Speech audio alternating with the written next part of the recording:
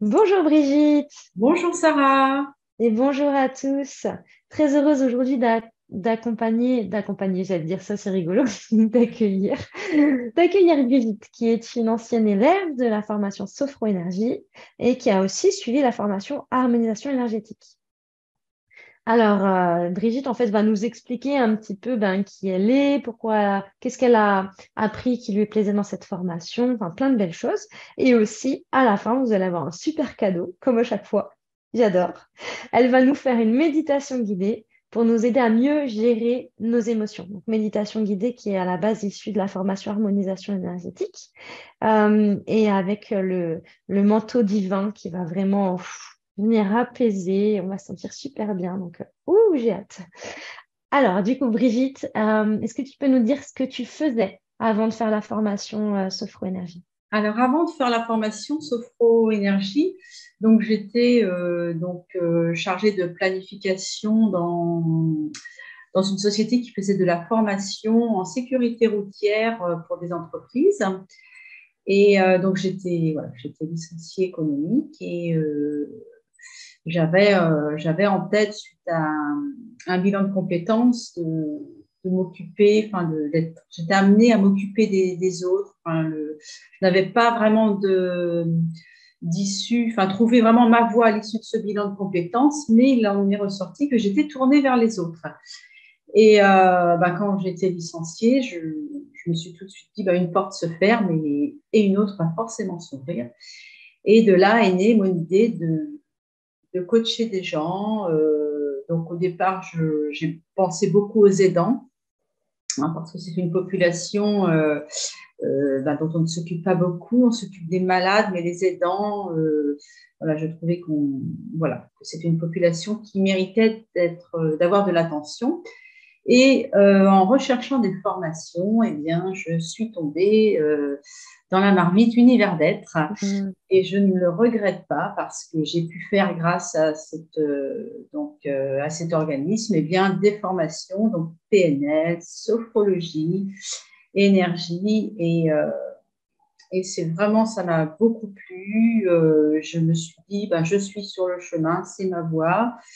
Donc ça m'a ouvert vraiment ça m'a permis de changer aussi moi-même, hein, parce que j'ai commencé à faire un travail sur moi-même. Et je vois, voilà, ma perception des choses a changé et avec beaucoup de bien-être et l'envie de communiquer ce bien-être autour de moi. Et puis, grâce à Univers d'être aussi, j'ai rencontré de belles personnes que j'ai appelées les fées coachettes. Donc, ces personnes animent des groupes de travail en visio et je les remercie parce qu'elles m'ont apporté énormément aussi. Et puis, j'ai fait de belles rencontres avec les élèves également, hein. J'ai toujours des contacts avec les élèves on s'entraide, on s'entraîne. Même si la formation est terminée, eh bien, on se revoit de temps à autre. On fait des journées ensemble parfois. Et c'est voilà, donc de belles Waouh, rencontres grâce à Univers d'être. c'est beau. Mm. C'est ce qui m'avait marqué quand j'avais commencé mes formations tout au début en 2009. C'était vraiment ça. C'était vraiment le contact. Et qu'on soit en ligne ou qu'on soit en présentiel, c'est ce qu'on a voulu garder dans l'univers d'être. C'est vraiment ce contact humain parce que c'est ce qui fait la force aussi.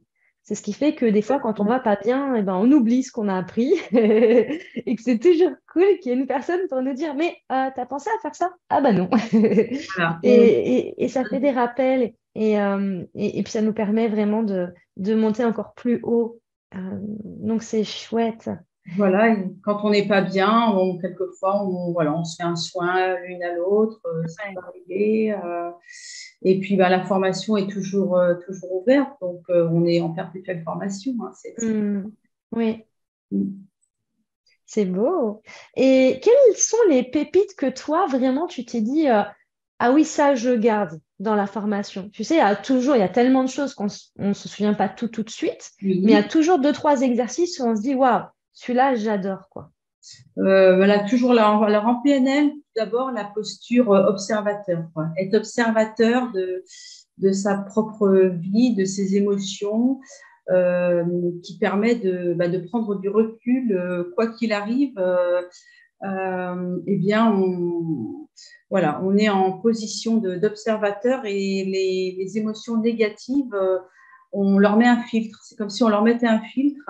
Donc, les problèmes sont toujours là, mais, parce que voilà, on a toujours des problèmes, mais avec ce filtre ou ce fossé, eh bien, notre perception change et on y met toujours une ressource positive. On sait que s'il y a de l'ombre, il y aura de la lumière.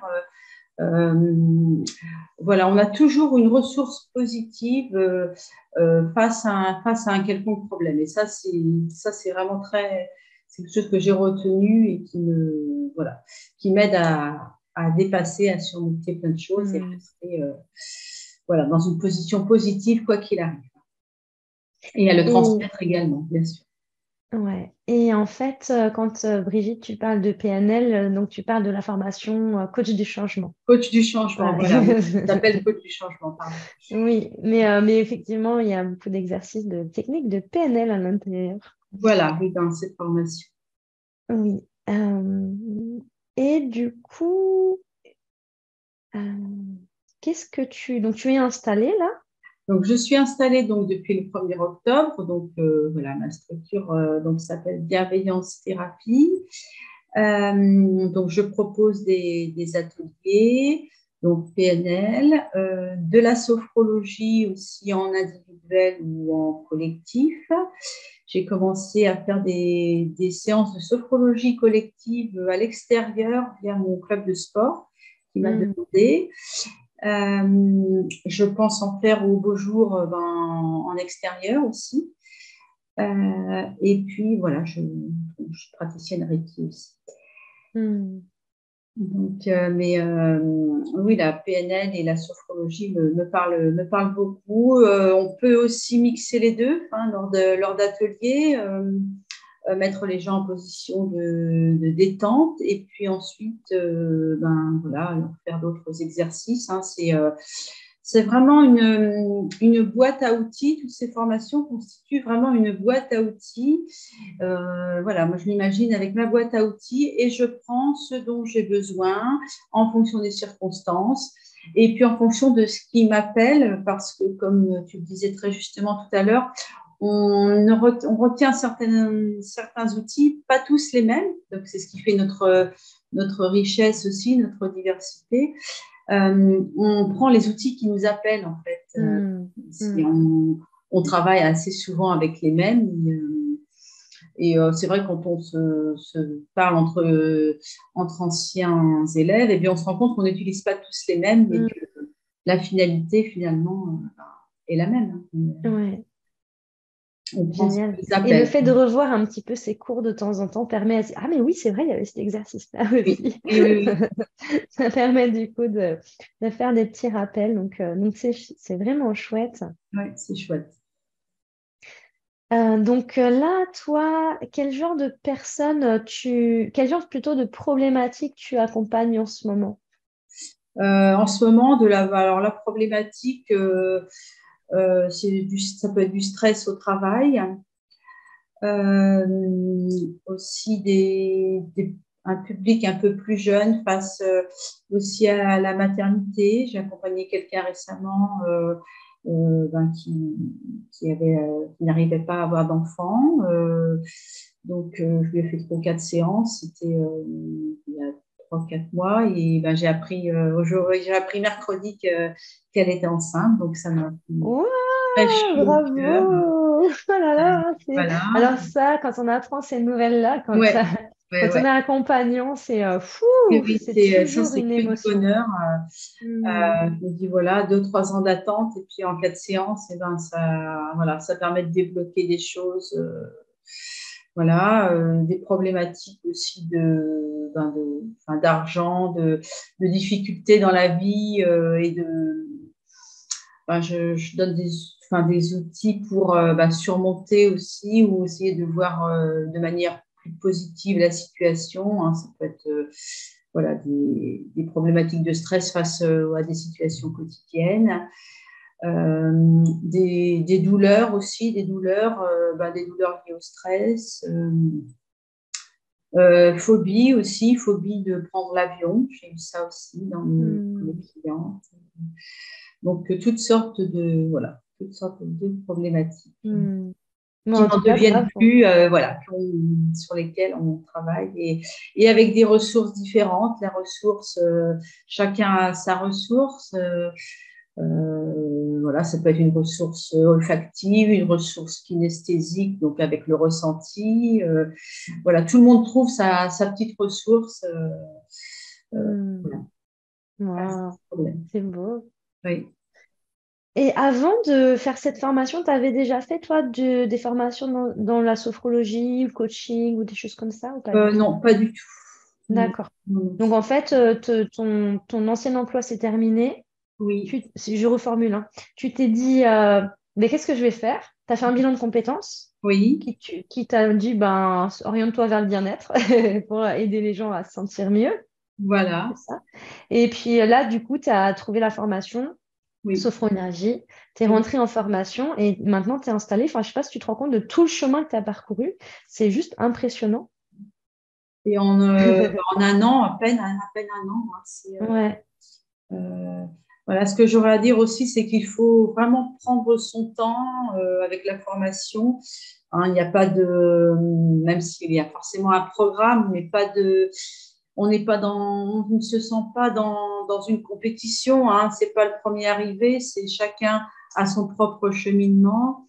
Et puis, je dirais aussi qu'il faut bien s'écouter s'il y a des jours où on n'est pas réceptif, si on voit un replay et que ça ne nous parle pas forcément, bien savoir s'arrêter parce que c'est peut-être pas le jour, voilà, on n'est peut-être pas disposé ce jour-là. Et vraiment, enfin, si j'avais quelque chose à dire là-dessus, ce serait vraiment prendre son temps.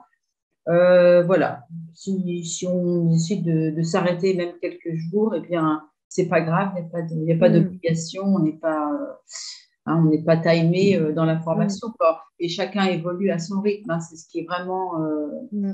voilà, c'est ce qui est vraiment appréciable dans cette formation. Ouais.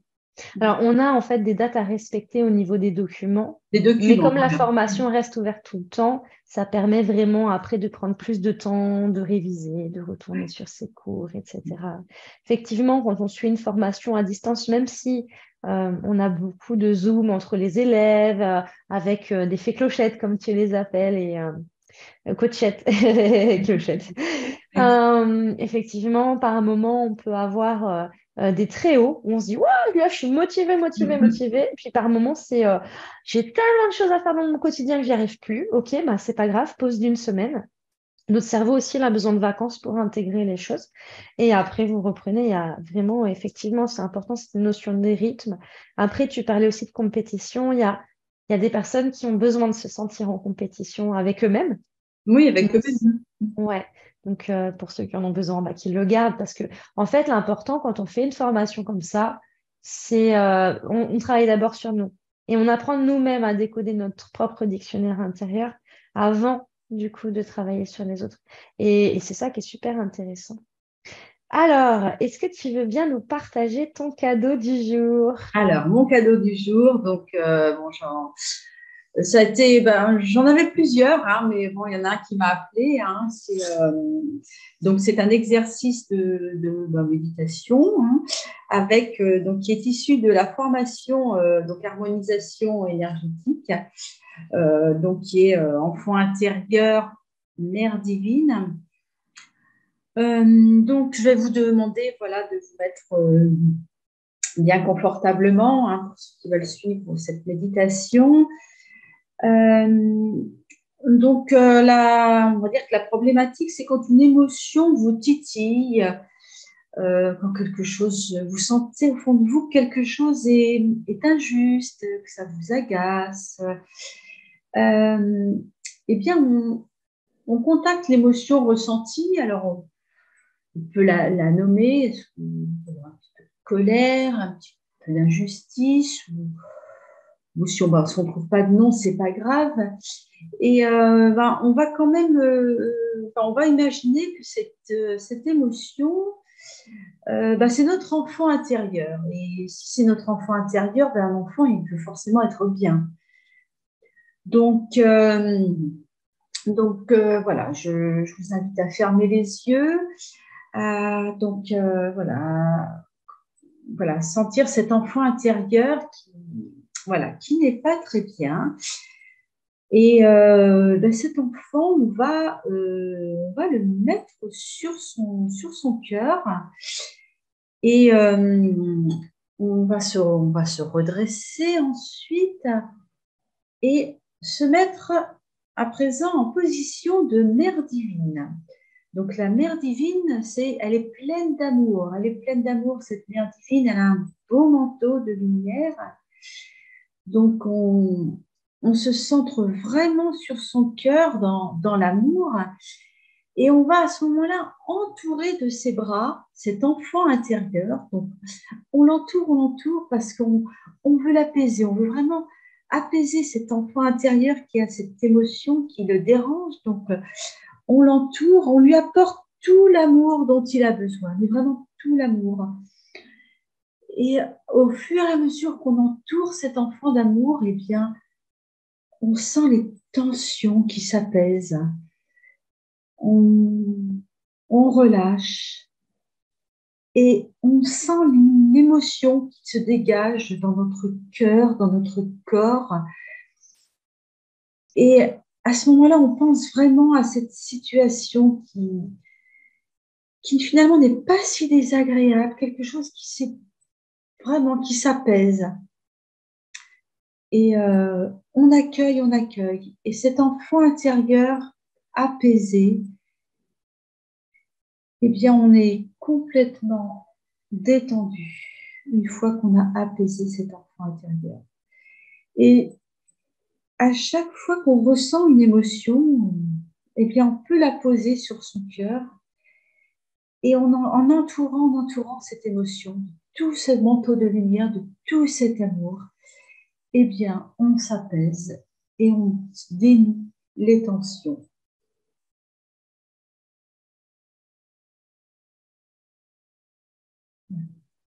Et quand vous le ressentez, quand vous en sentez le besoin, vous pouvez rouvrir vos yeux et souffler un grand coup.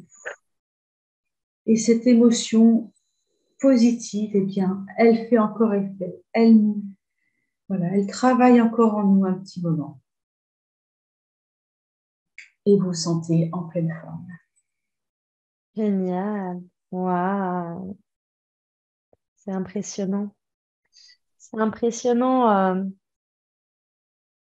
à chaque fois quand on se retrouve dans cette posture de l'enfant qui a une émotion difficile et que d'un seul coup on devient la mère divine avec son manteau de lumière, son manteau magique.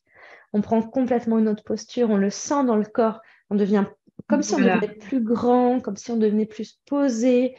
Et c'est juste impressionnant en fait. Du coup, vous donnez l'information à votre cerveau, à vos cellules, que tout va bien, que tout est OK et que parce que le stress, ça rend malade. Le stress, quand on a du stress, en fait, du coup, notre corps pompe sur. On a beau manger des fruits, des légumes et tout ce que vous voulez, même si on mange sainement, en fait, quand il y a un stress, le corps va pomper beaucoup plus d'énergie, en fait. Il va se contracter, il va serrer au niveau des organes, va augmenter la capacité respiratoire.